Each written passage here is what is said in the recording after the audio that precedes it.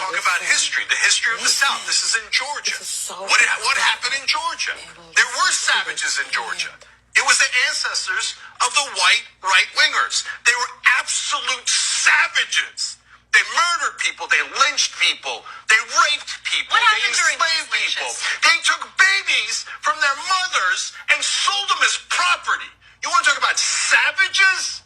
Your ancestors were the biggest savages the world has ever seen. And so don't you dare call a black man a savage after you murdered him. Don't you dare do that. I'm so sick of African Americans being called violent when the world's worst violence was done to them, not by them, to them, not by them.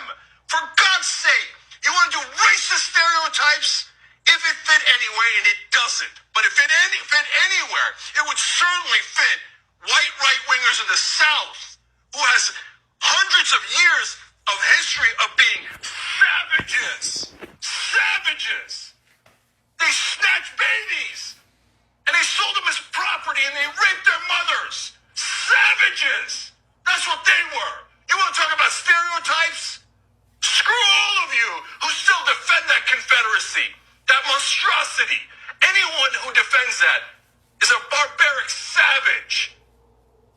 That's why they don't want to teach American history in public schools. That's why there's been a strong orchestrated effort to prevent the teaching of anything that you just mentioned right now.